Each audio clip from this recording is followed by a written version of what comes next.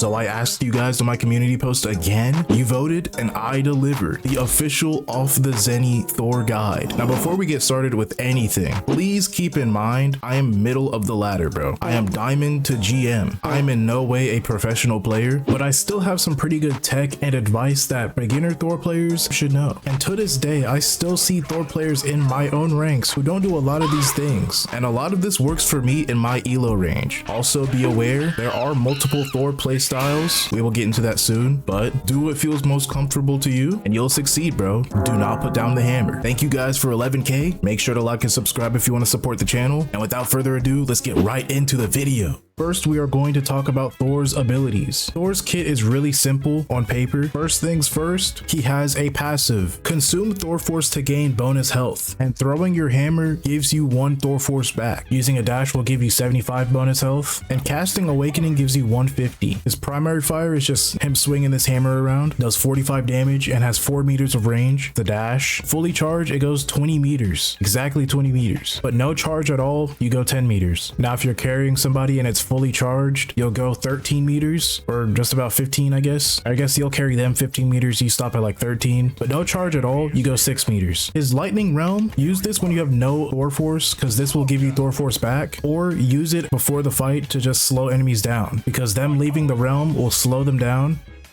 making it easier for you to slam your hammer on them. Also keep in mind the dash can lift people up.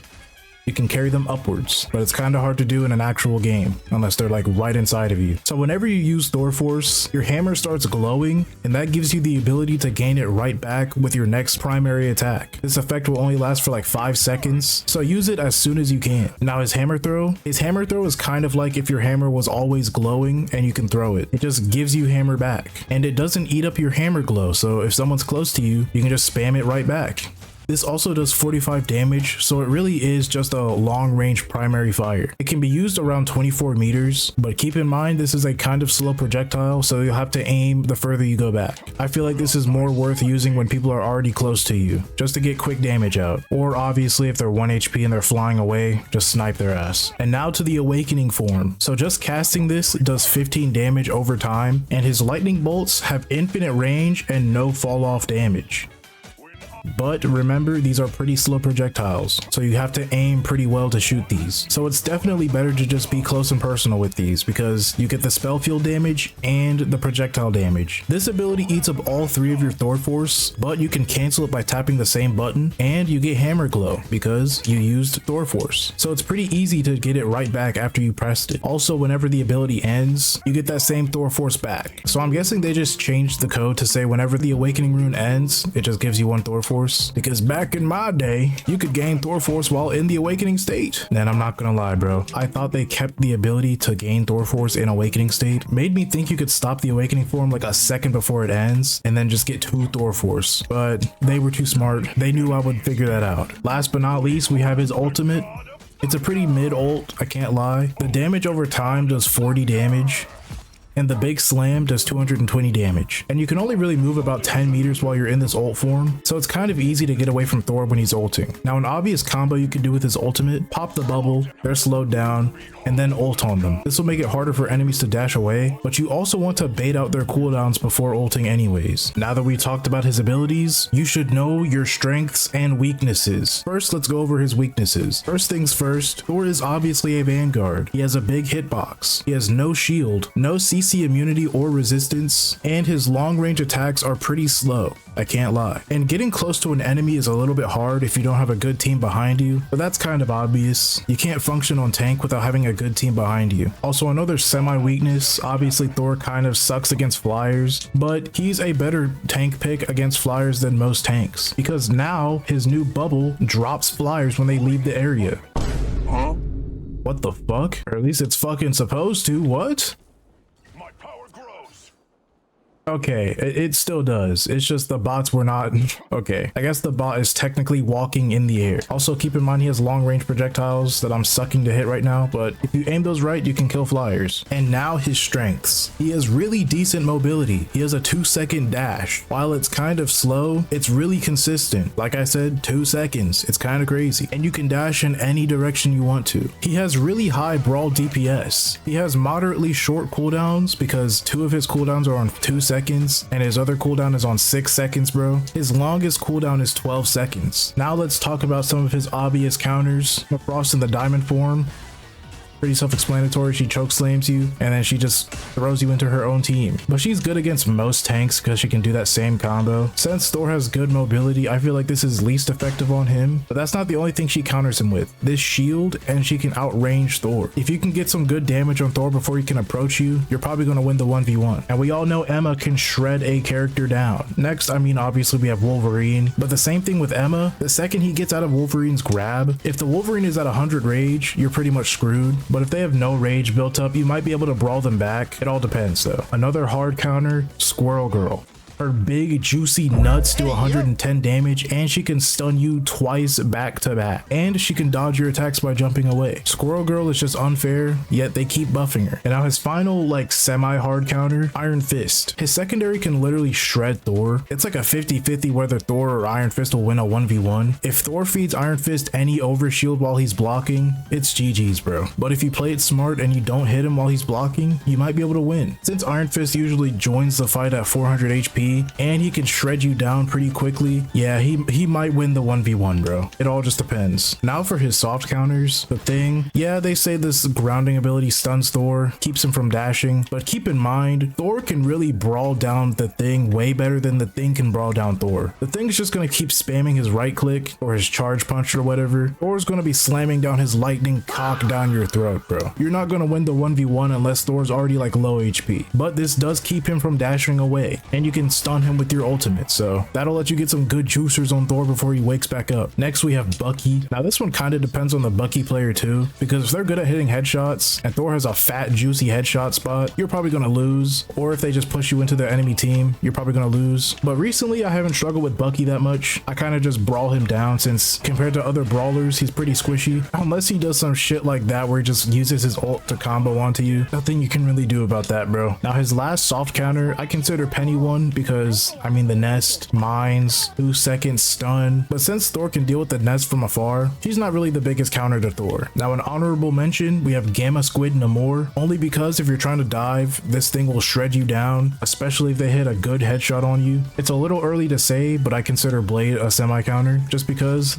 the anti-heal. Thor really relies on his heals because he's a squishy tank. He only has 600 HP with no shield. But Blade's pretty bad right now, so I wouldn't really worry about Blade. I usually outbrawl Blades unless they already have me at low HP, or if I start lagging, what the fuck. Last honorable mention, we have Groot, but I mean Groot pretty much counters every tank, so that's pretty much expected. Cutting off a tank's source of healing while also dealing fat damage to them, yeah, he's gonna counter Thor, bro. He's gonna counter Thor. But now that leads us to who Thor should be targeting during the match, aka who Thor counters himself. Now like any other dive character, Thor isn't really a dive, he's more of a brawl, but he has dive capability, so he would be targeting supports, or at least making them waste their cooldowns so his teammates can finish them off for him. And if you're not targeting a support, you should at least target a squishy DPS. While I did state that Squirrel Girl is one of Thor's biggest counters, you can still hit her from range if she stuns you, and if you aim good enough, you can actually get her down. But your main focus, if you're off angling, you should go for the squishies, of course, but if you are frontlining, you will have to target their tanks. And the best way to deal with a tank, jump behind them, wait 2 seconds, and then push them into your own team continuously. Just bully them. Keep them up here until your team gets them down. This is a little riskier the higher you go into ladder because obviously if you're in front of their tank, they're going to shred you down. But if you tell your team to target the character you're pushing in, most likely they'll shoot at him. If they're just dumb, they won't, but I have faith in humanity sometimes, bro. Now that we got the simple basics out of the way, we should talk about Thor's playstyles. players. I feel like Thor has around 3 to 4 playstyles that you'll need to switch through between every match, depending on the situation. One of my favorite things to do on Thor is jumping between enemy lines, my front line, and my back line continuously. I feel like you should always be moving on Thor. This causes chaos, disruption, and indirectly makes space. Because if the enemy team is just struggling to get you down and you keep jumping between your team and the enemy team, that creates space. So a big tip for Thor, always be moving. You have a 2-second dash for a reason. Use it. Now a second style that people don't really like nowadays, people say this ruined Thor. I kind of don't feel that way. It just gives him more variety. The awakening spam frontline push. If you're solo tanking on Thor, you're probably going to have to do this more often than not, just pushing the enemies back while spamming awakening. And since the game made it way easier to get your awakening back, this should be pretty easy, right? But this has a big side effect. This will feed support ults like crazy. This is why Thor is considered a bad solo tank. You can't just off angle on Thor and expect your team to have space and for you to actually kill the backline. Now if you have someone like Mr. Fantastic, Thor's a good pick because Mr. Fantastic is also a great second tank, but he also struggles with solo tanking. So having 2 off tanks works. If Mr. Fantastic is your partner, like I said before, use the rubber band method. This probably has a better name, but I call it the rubber band method because you're always stretching back between your teams like a rubber band. Another tip, if you're running duo tanks, you want to basically be a backline sponge. Anyone tries to dive your supports, you basically bully them. You are big and tanky enough to protect your supports. This more than likely guarantees you being pocketed too, because who else are they going to heal besides the person who's right next to them? But if you have someone like Mr. Fantastic, that's kind of his job. You got to stay in the front. Thor works best if he has a shield tank as his primary tank, and he will be the off tank. This goes into one of his other playstyles, being an off tank, aka being an off tank assassin brawler hybrid. This also plays well into the rubber band method. If you could jump between enemy lines, get a quick pick, and then jump back, you're creating value. You're creating value for your team, but you have to make sure you're not creating too much space between you and your team. Because think of it like this, you're a character who can dash every 2 seconds. Of course you're going to be faster and pushed up more ahead than most characters. You cannot create 30 meters of space and your team is still around the corner on the payload and expect them to be healing you. You have to make sure your team is caught up with you, or at least in range of you. There is such a thing called creating too much space, and a lot of tank players do it and they think their team is just going to follow them. No, you have to wait for your team to actually catch up. Now if your whole team is just camping on the cart, that's a different story, but communicate with your team, bro. Tell them to push up with you, tell them to defend a certain area. Don't just use pings, actually use your voice, because a lot of people ignore those pings. Now keep in mind, the higher you climb, the riskier the rubber band method is, because in higher ranks more people are going to be using their comms. So if they see a big ass bulky tank flying in their direction, they're going to be like, hey, target the tank, target Thor. And since Thor only has like 650 HP sometimes, you're going to get shred. Another reason the rubber band method is kind of risky is you have to remember that you are not,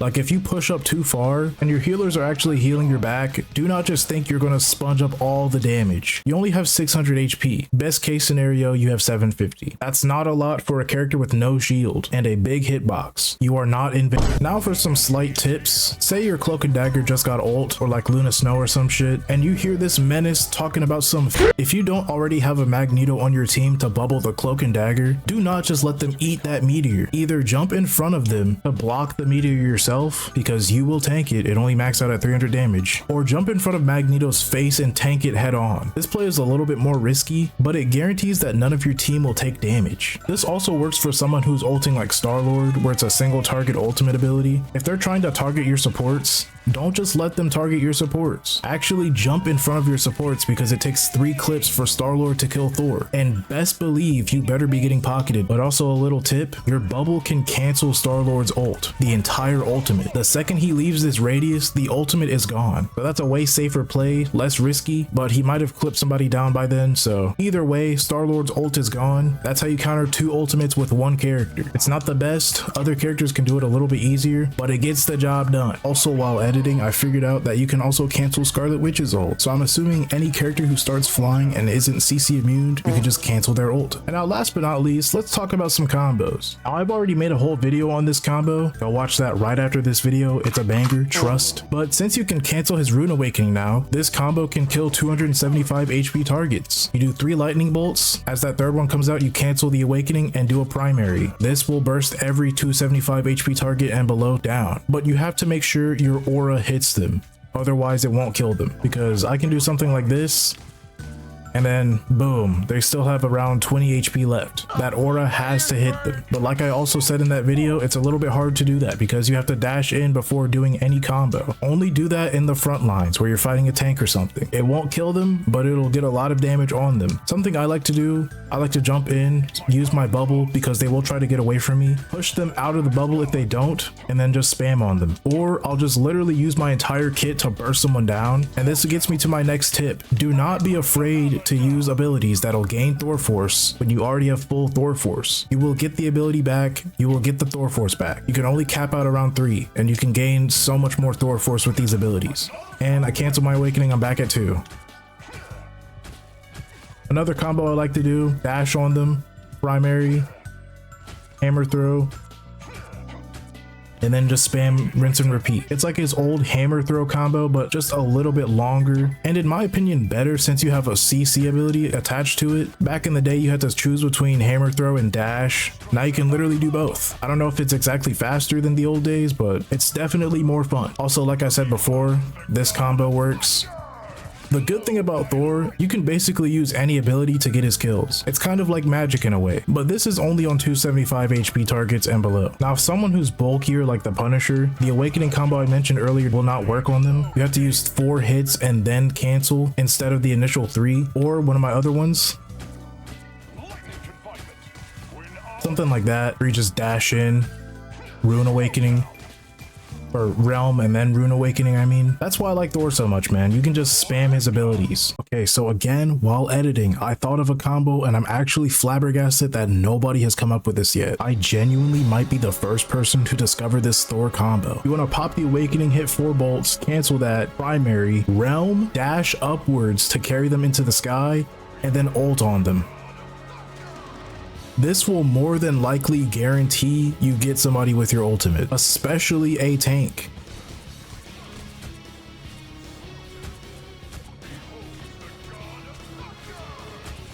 Like, bro, I know that's a Venom, he probably swing away or he'll probably use his symbiotic bullshit. Alright, bet then. Let's pull out the tankiest motherfucker in the game.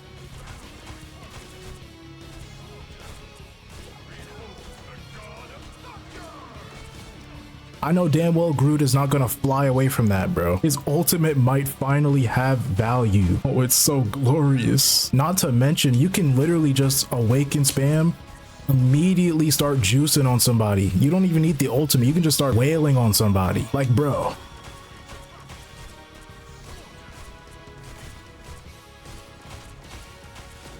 Literally dumping my entire kit on that one poor Groot. Venom ain't the only character with an ultimate combo now. I'm deadass gonna call this like the Zenny Slam or something. That shit's trademarked. And now the final tip I have for you, something I still kind of have to master myself, just aiming the Awakening Rune shots. It's a little hard to aim them since the projectile is really slow, but once you get used to it, you can burst down pretty much anybody. And they never expect the Rune Awakening damage because they don't expect Thor to be lighting you up from the back line. My main tip for getting better at aiming with this is just go into the practice range and do what I'm doing right here. Stand around 20 meters away and just aim at a random target.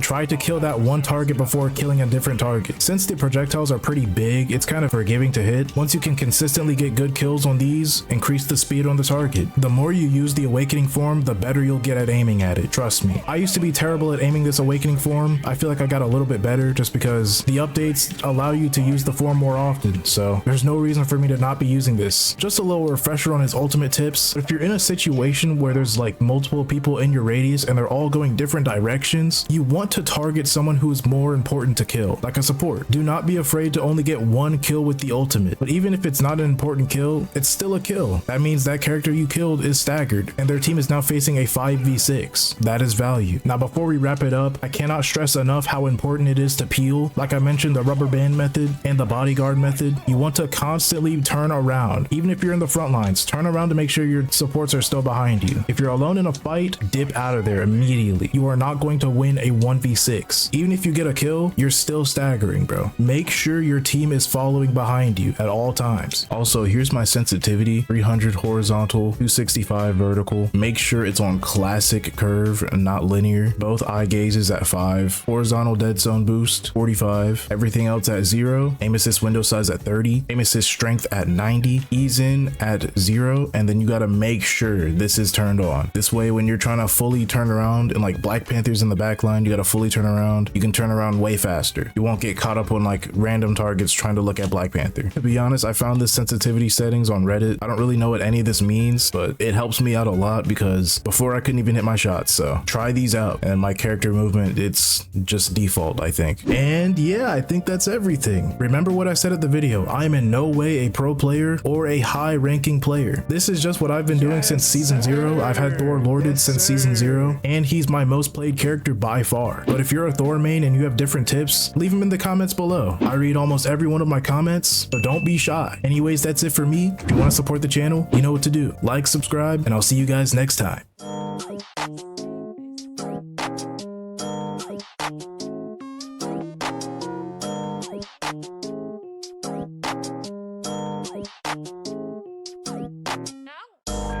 No.